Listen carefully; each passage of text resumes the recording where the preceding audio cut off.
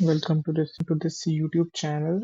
We'll continue with our Python series, and this will be the second tutorial in that series. Let's start with the program. So in this, I have created a program which name is first program. So as I've told you before, in Python we create a method like this with the having a df for defining the program, and then we have a program name, then we have brackets, and then we have a colon. And for the next part of the program, we generally do indentation. In Python, indentation is an important part. So without that, it will show a syntax error, which I will be showing in this video further. So first, we'll do a hello world program. So in programming language, as you are beginners, so first we do is what we do is a hello world program. So I have written a variable, declared a variable, and given it a text like hello world. This is my first program in Python. So if I click on run module, the IDE will open. And if I call this method, so this is a way of calling a method in Python. We just pass the method name with the curly braces, sorry, parenthesis, and then we click on enter. So as you can see, this is printing hello world. This is my first program in Python. So this is what we have done. So we just have written a hello world program. So let's continue to the next part of the program. So as you can see, I have enclosed this in three double quotes. So in Python, we are having two ways of commenting text. First way is a single line text. So single line text is how can we comment this, like by passing a hash and writing some line in that. So if I copy that and do this, like if I run this, so it won't show any error, and this line will be commented.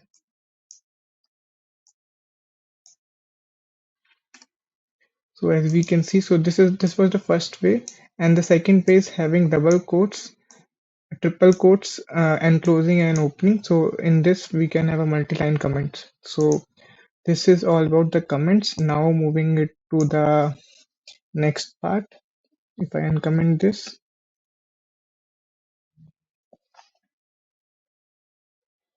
so I can uncomment this and remove this. So moving to the next part. So as you can see, I have added a if condition.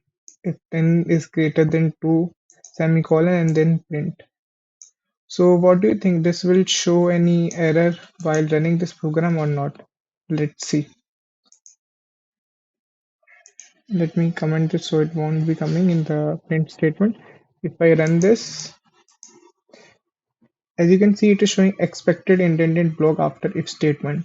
So what Python is asking me to do is, like, it's need an indentation so that it can differentiate between the condition and the statement.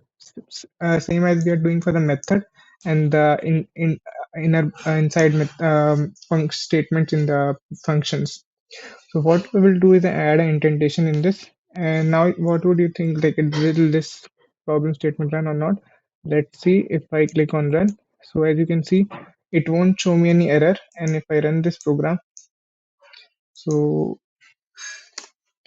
it, as you can see, it is showing 10 is greater than 2. So this is what it is needed in Python. So Python need an for Python, indentation is very important. If you are not ignoring that, so it will not compile and will show any error, show the error. So let's move to the next part.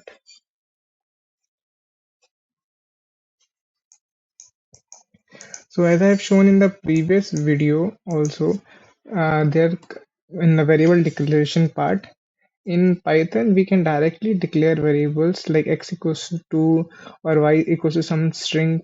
So there is no need for writing any particular type. Python itself takes the variable type, and we don't need to do anything. So just we can write this x equals to 2, y equals to 2, and directly print. If I do a print statement here, print x. So let me do a print statement x. If I run this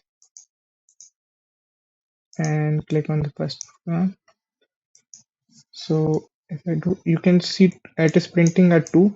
So it is directly taking the variable type, no error in the compiler. So that's all for this video. Thank you. If you have any doubts, you can type in the comments and let me know. That's all. Thank you.